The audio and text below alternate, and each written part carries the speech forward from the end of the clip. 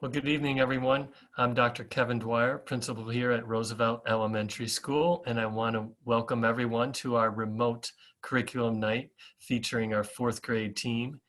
Um, we have a slideshow presentation, and that will be made available soon on our website for everyone to view.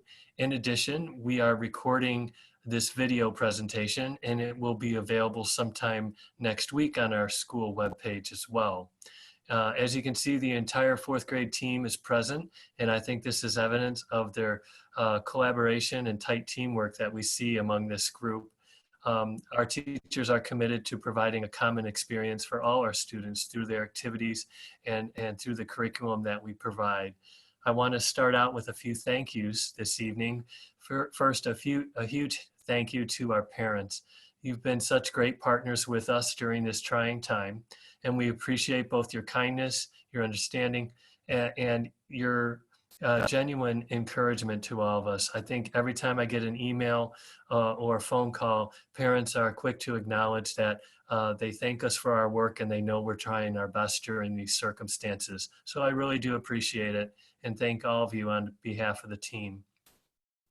As we start this school year in remote learning and during these difficult times, I'm encouraged by one fact, or a couple things. I'm encouraged by our students, and some of you may have heard me say this in the other curriculum night presentations, but it rings true for all of our students at all grade levels. They are demonstrating resiliency more so than we ever would give our students, our children, credit for. They are demonstrating grit, that they can work through challenges and see it through. But our students are also proving to us that they can do hard work during hard times. And for that, I applaud our students. I also want to take a moment here to really thank our teachers and our teams of teachers. They are going above and beyond. They are working day and night to make this a worthwhile and productive experience and a great start of the school year for all of our students. And I so appreciate that. As you'll see in this presentation tonight, our team of teachers demonstrate pride and passion in everything they do. And I am so grateful to be working with them. Our teachers are working really hard in a remote setting to establish classroom routines and procedures and to build a classroom community. It is very challenging, and when I've popped in to classrooms or even subbed for some teachers in these opening weeks, I've appreciated that I'm tired watching teachers do their work, and I have great appreciation for the hard work and effort that goes into building a classroom and making that happen, even in a remote setting. You're going to see over the opening days and weeks here that teachers are gradually releasing the responsibility of learning to our students. We're encouraging our students to be more independent, and parents could be great partners for this. There's times when parents should step away from the computer and let a student work through that lesson and ask the teacher and advocate for their needs and themselves. Please work with the teacher, let the teacher do the work. They're really talented and experienced of what they're doing. But even more so, there are times when we need our parents to step in and to communicate with the teacher when your child is frustrated, meaning that your child is overwhelmed, it's too much. We want to partner and work with you and find that happy medium. Together as parents and teachers, we have to identify that fine line between a student who's just avoiding work because it's hard or challenging and it's not preferred, and a student being overwhelmed and frustrated with it, because our response to either one of those scenarios would of course be different. I know being in front of the screen from 9 o'clock to 3:30 is really hard for any adult, and certainly our students. So we certainly are sensitive to the screen time, and we want to work with all of our parents and families accordingly.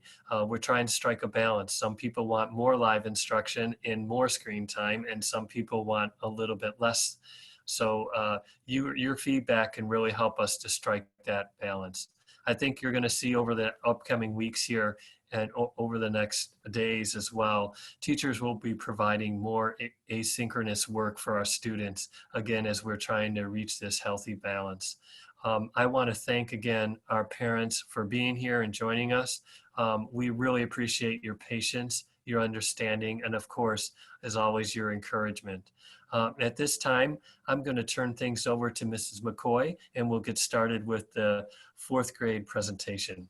Dr. Dwyer, really quickly, I'm Allison Sabaka, the assistant principal at Roosevelt, and I wanted to point out one feature of our Zoom webinar tonight. We do have a question and answer box at the bottom of the screen. So if you have a question as our presentation is going on or as the team is presenting, go ahead and chat it in there, and either our team will work to answer you individually, or we might pause at certain times during the presentation to make sure that we get your questions answered. And if for some reason the presentation ends and you don't feel your question was answered, please feel free to reach out to your classroom teacher as well via email.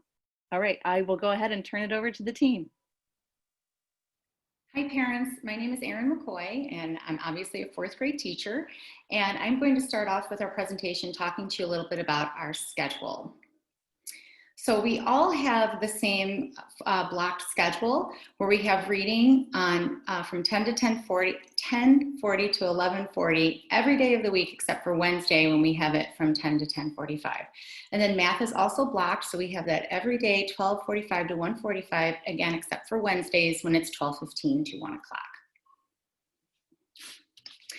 So we have science and social studies in fourth grade, and we switch it off every 6 weeks or so. This year we're starting with science, and we've started off with our WAVE unit. And when we're through with that, we'll move on to social studies, and then back to science, and then back to social studies, and so on. In health, we use the Great Body Shop. In fact, you've probably seen that at your house because it was sent home in the first supply pack. They're little magazines that we use to teach health. And we have our specials once a week. We have art, music is twice a week, Spanish is twice a week, and then we have PE 4 times a week. And of course, since it's Thursday, we have a little throwback Thursday for you, the Office Space, so enjoy. And then Miss McTague is going to take over now. Hi everybody, I'm Lauren McTague. I'm also a member of the fourth grade team. So for recess, even though it looks a little bit different at the start of our year this year, we do have a grade level recess, meaning everybody goes outside or gets a break, a brain break, if you will, on Monday, Tuesdays, Thursdays, and Fridays. And this year it is from 2:30 to 2:45. There's also a floating break time on Wednesdays from 1:45 to 2 o'clock. Some teachers have it at different times when it fits in with their schedule. And we also just have built-in break times throughout each day. During remote learning, you know, it's of course encouraged that kids should try and get outside for fresh air and activity, you know, while we still have our nice weather, and just, you know, take a break from the screen. And this is, you know, how I'm sure we've all felt since March. So a little bit about our curriculum here in fourth grade. So we use the My Math series for math, and some of the topics that we cover in fourth grade are place value, addition and subtraction, multiplication with 2-digit numbers, long division, graphs, fractions, measurement, geometry, problem solving. We also use a program called Extra Math. You might be familiar with it. It just builds fact automaticity with students. We work on it a little bit at school, but it's also encouraged that students do it at home as well. We use IXL Math, which again is an online program that helps build student math skills tailored to their own math skills. And then of course, during our own math classes, we use differentiated instruction and guided math through breakout rooms on Zoom. And then for reading, we currently use Lucy Calkins' Units of Study. This was adopted a few years ago. So we are starting with Unit 1, which is realistic fiction, interpreting characters. Unit 2, we switch to nonfiction. We read about extreme weather, reading the world. We do historical fiction book clubs, and then we pop back to nonfiction and read history, particularly the American Revolution. And I'm going to hand it over to Ms. Polinsky. Hi, good evening, parents. I'm Ms. Polinsky, and I'm going to talk to you a little bit about our reading workshop. So we begin each reading class with a short 5 to 10 minute mini lesson. And then the students get to practice any of those skills that we taught during the mini lesson in small groups, in partnerships, or even individually. And then while the students are doing that, we as teachers get a chance to work with small groups on supporting those skills. We might do some formative assessments like running records and just kind of assess where the kids are in their reading practice. What's really nice about this is that kids really do get a chance to read what they want. So there's a large differentiation for the kids. They get to read what they want, and there's lots of choice and a lot of reading. So there's a lot of reading involved. Which brings me to my next slide, reading 20 minutes at home. So if you look at our slide here, we have student A who reads 20 minutes per day, which basically, if you kind of follow the graph down, translates into like the 90th percentile in standardized tests, versus student C all the way on the other side, who if they really don't read at all 20 minutes or at any point, they kind of, you know, get bumped down into like the 10th percentile on standardized tests. So one of the things that I kind of wanted to let you all know is with remote learning, you may have your child go, okay, I'm done with all of my work. One of the things that you can say to them is, okay, go ahead and read, because any reading they do is really going to benefit them in the long run. So, and for that, I'm going to now turn it over to Mrs. Azar.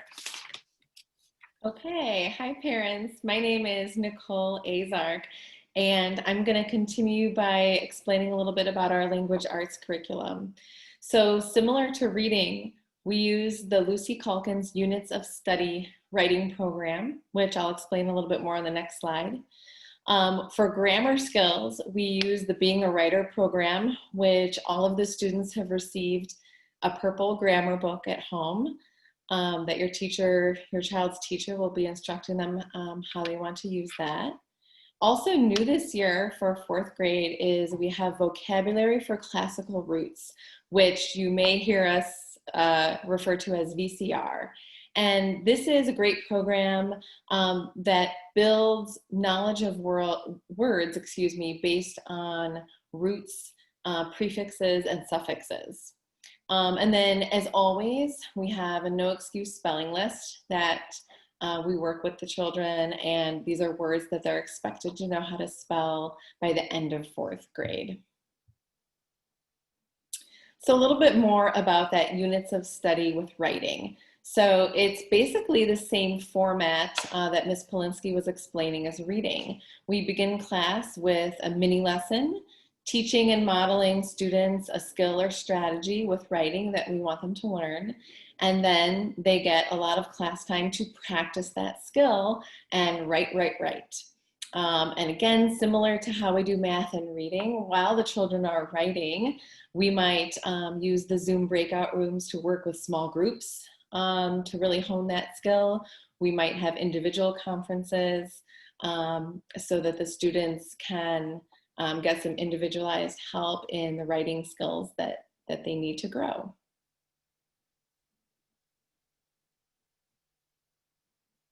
All right, on to Mr. Manowski.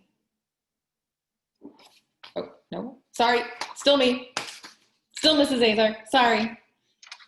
Sorry if you got nervous, Mr. Manowski. Okay, so continuing on with our curriculum with social studies and science. So as Ms. McCoy was saying, we switch off every 6 weeks. So we don't ever do social studies and science at the same time.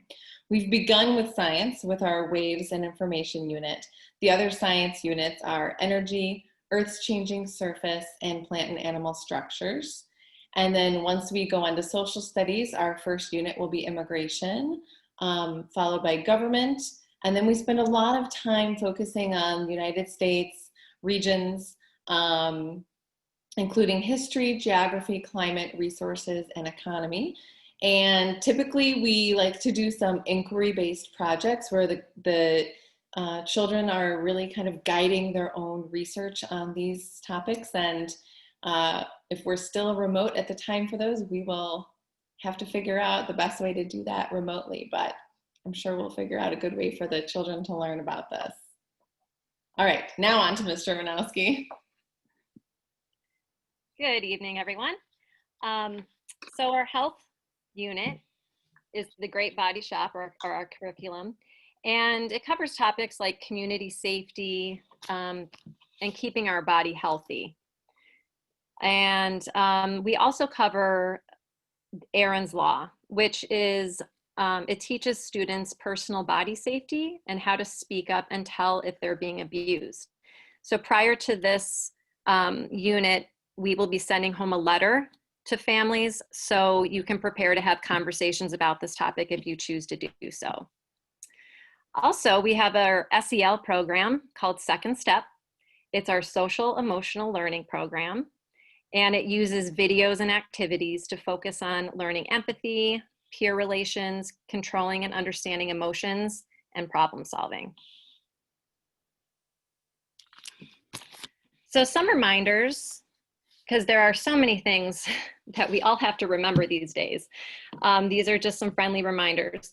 So if you do happen to go on vacation, we follow the Roosevelt Handbook policy, which states that homework will be given when your child returns.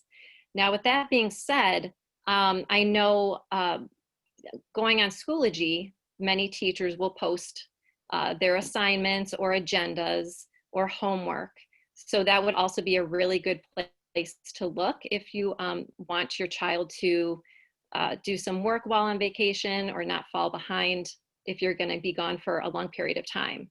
So we would encourage you to check Schoology for information.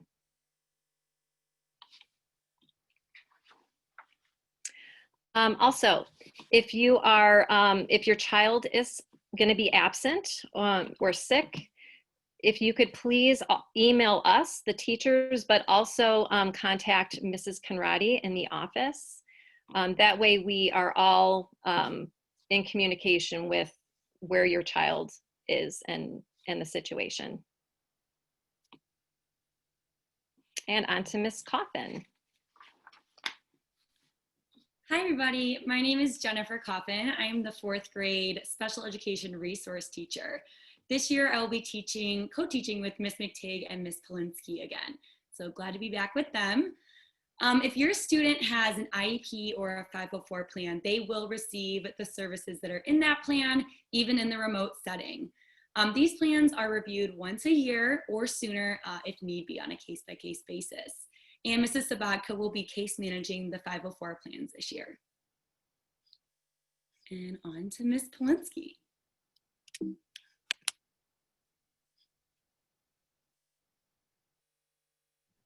All righty, technology. So as we know, all of our students have Chromebooks at home. As you've been aware, they're all using the learning management system called Schoology.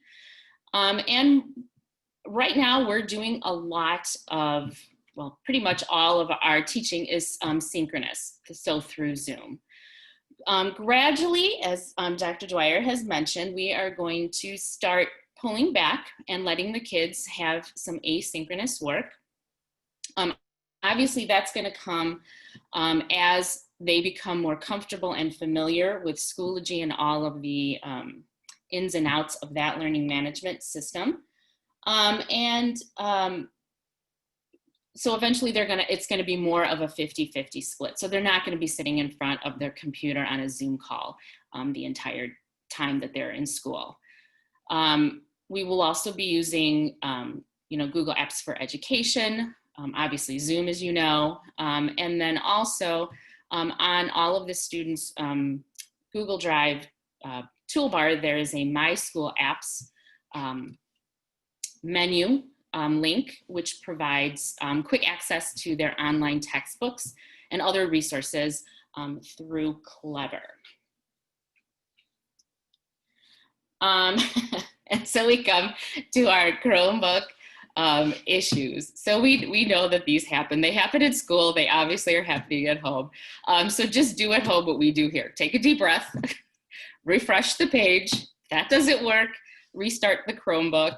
And if that does not work either, then please feel free to email us with any well, not email us, but email the tech department with their the tech support tickets, which is found on the parent portal page.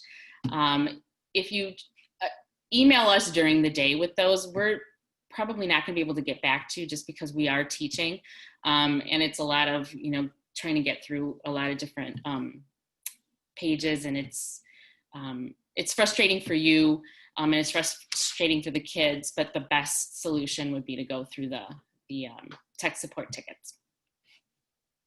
And I think that's it.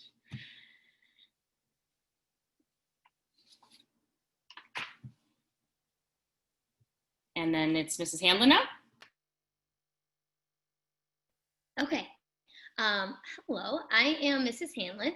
I am the LRC director, the librarian, whatever you want to call me, at Roosevelt.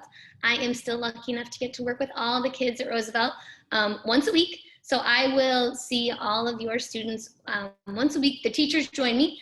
So it's like a co-taught kind of collaborative class that we have. This year, it's a little bit different, but really what I work a lot on with fourth graders are how to find good resources. And so the focus is a little bit heavier online resources currently, just because that's what we're having to help them find quite a bit. I actually am checking out books to students. So just this week, I worked with 4th and 5th grade, and I was able to help them all get at least one book that will be provided to them at that supply pickup on Monday. So a lot of your children may have chosen to check out a book from me, which is kind of cool. Another thing that we're going to be doing a lot of while we're remote, so you know, I don't know how long that's going to be, is we're going to be working a lot with the Park Ridge Public Library. So I have asked that all the kids make sure they have an active Park Ridge Public Library card. That can be a family card. It doesn't have to be their personal card. It could be a card that just your whole family uses. Starting next week, we're going to be working with the librarians at the Park Ridge Public Library just to show the kids all the resources that they have too, because they can provide a lot more kind of online material than I can provide from our library currently. So I will say that meeting with the kids is great. I miss seeing them, but I do enjoy seeing all their faces on our Zoom calls. So that's like the best part of my day. That's all. All right, so remote learning in 2020 is new for all of us. We had it in the spring, but it definitely looks a lot different this fall than it did in the spring. We are using a lot of new platforms. Zoom is new for all of us. Schoology is new for all of us. We have had some trainings, but for the most part, we're learning on a day-by-day basis. So we appreciate your flexibility and your patience and your partnership as you are learning about the same way that we are. So thank you for that. And that's sort of how we still feel sometimes. And then thank you just again for all your help. We couldn't do this without you, you and all your support at home. So thanks very much. Great, thank you everyone in our fourth grade team and panelists. I'm just looking to address a few questions here. One just came up, and if anyone wants to jump in on the team, I'll just read it for the group. Last spring, there were some problems with the lack of structure or engagement, which was understandable because we were just in the midst of this crisis and adjusting things midstream. But the parents concerned about the increase of asynchronous work, that there will be a decrease in the structure and rigor of instruction, robustness of instruction. Could you address those concerns? What would your approach to asynchronous work be? Anyone want to comment? I'll jump in. So just because the work is asynchronous doesn't mean the structure or the robustness are gone. So when we say asynchronous, you know, the children are still following their school daily schedule as if they were in school.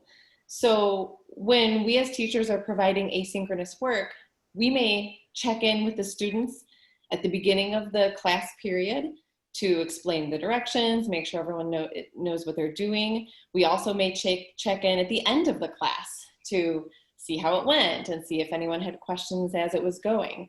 So it's still continuous check-ins throughout the day, and the children are still given that time structure of being at a certain class at a certain time. All of our schedules are posted on our home attendance pages. So the children are still following that structure.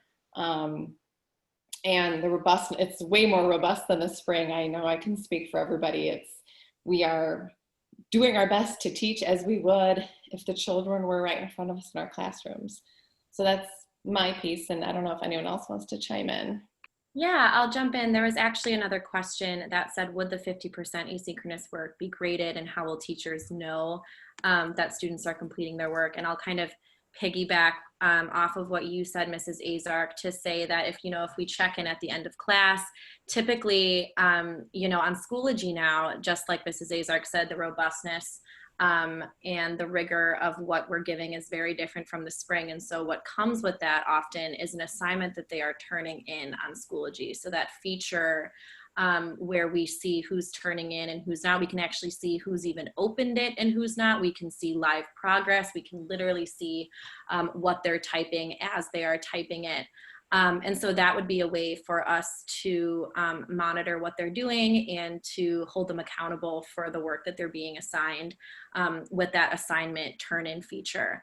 As teachers, we want to see the work that they're doing. And so most of the asynchronous work that we give will have some sort of, accountability feature where they need to post in a discussion, or they need to turn in an assignment, or we check in with them at the end, things like that. So I hope that answers the question clearly enough. There are, of course, some things that are part of, the honor system, and we have to trust that, children are being honest, and we talk about that. It's, sometimes a feature of this new, learning environment that we have, but, we understand that they're fourth graders, and we want to hold them accountable for what they're doing and make sure that they are turning in their work. So even if we assign something and they're working on it on their Chromebook, if we're not on a Zoom call, we're still on our computers,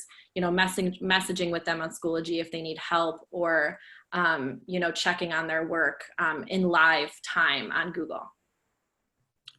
Great. And there's just another question that I'll ask. It's related to that. Would the 50% offline work, asynchronous work, is that graded, and how do teachers know students are completing that work? I think you answered part of that already. I just wanted to open that up again to the team. Yeah, that actually was the question that I was addressing. So again, if they turn in an assignment, graded sometimes, normal classwork, even if we were in school, sometimes isn't always graded and put in the grade book. If it is a test that they are taking that they have to turn in math or reading, yes, that will be graded. If they are posting, a discussion question or answer, typically that's part of a participation grade, which is how it is normally in regular school. Not every single thing is graded, but they are held accountable for what they're turning in and what they're not, if that makes sense. Great. Yeah, no, and these are all great questions that are popping up here. And another related question, again, to that accountability piece and parent partnership. What's the best way to help your child stay on top of these big test projects or assignments? I can answer that, at least give some suggestions. I believe the question is asking how the parent could help their child stay on top of tests. That's how I read it too. Okay, so I would really recommend, I know many teachers send out check-in emails or newsletters. And going through Schoology, there's a schedule, there's usually homework that's posted with due dates. So what I would encourage parents to do is to read those newsletters with their child, to sit down with a calendar, maybe print out a calendar, a blank calendar, and fill it in, saying, okay, well, it looks like, on this date, you have this due. So let's work around all of the activities that you do outside of school. When when should we carve out some time in the evening to work on it? And that way your child is reading the newsletters from the teachers and you're reading it as well, but you're on the same page and you're having a discussion about it. And especially for kids who need some assistance in, monitoring time and just staying organized, that would be a great discussion to have. Another thing I'll jump in and say is they also have, in using those newsletters, they also have those student planners that they were given in their first pickup a couple weeks ago. And so that's a great way. They typically use those at school, and that's a great way for them to keep track of their tests and assignments that are due. And, as fourth graders, it won't be something that's sprung on them. It'll be something that us teachers talk about in class, a sufficient amount of time so that, they're aware of what's coming up. Great. There's a question here about communication. I'll read it and I'll try and first start off answering it and then open it up to the team if anyone wants to add. Would you provide earlier communication to parents in case students fall behind, or will we only know during scheduled conferences? I think, as I mentioned earlier in our opening, parent partnership and communication is going to be critical between teachers and parents, and certainly the students being involved in that as well. We don't want there to be any surprises. I know teachers are looking and checking in with classes and subjects every day, and they become concerned when they don't see a student and they wondering, is that student just unable to get on, or is that student not participating when they should? So teachers are concerned when students are not participating when they're expected to. And I'm sure parents, again, want good communication if someone's falling behind and not doing some work or turning in some work that should be done. So I know our teachers and teams will be reaching out to parents in a timely manner. They're not going to just leave things to conference time or report card time to let you know that there's a problem or issue.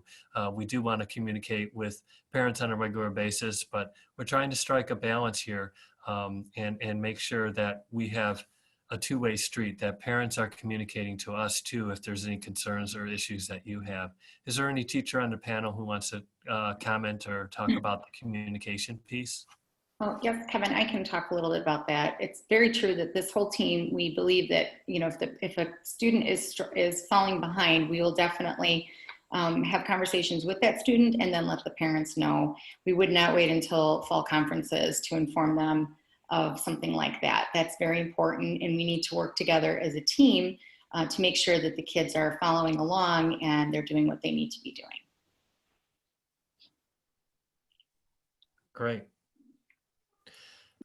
This doesn't come up as much in the older grades, but it has come up in primary grades and other curriculum nights about technology.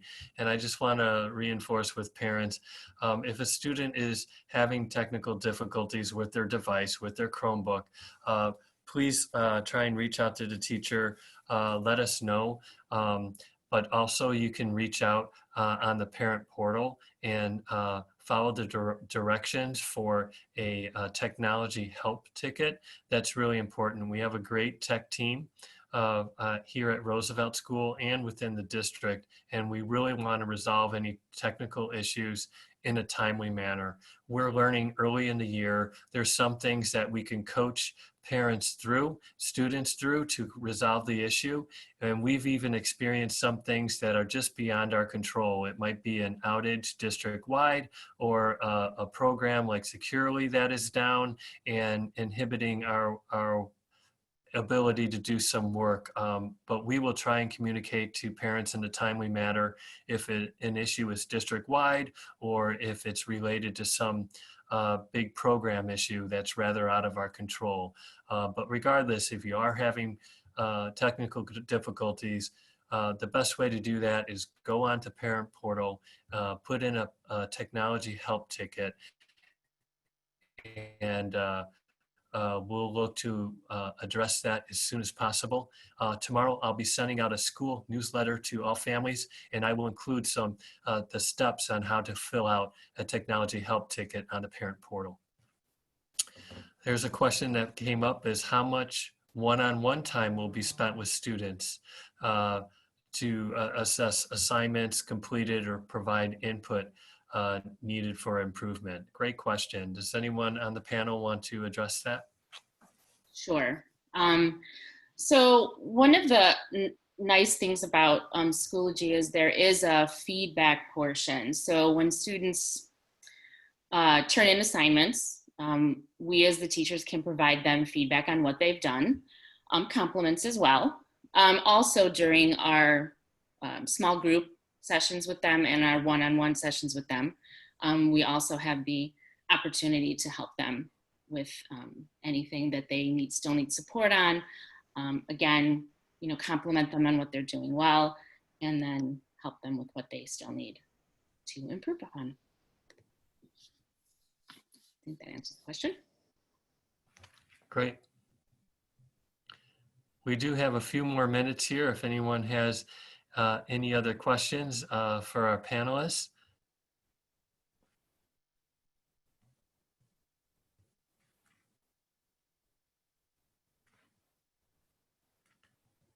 And seeing no pressing questions at this point, we will conclude the program for this evening. Thank you so much for attending.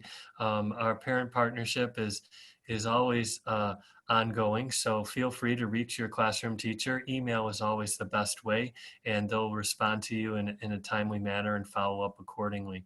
Thank you so much for everyone for attending. We really appreciate you being with us this evening. Bye now.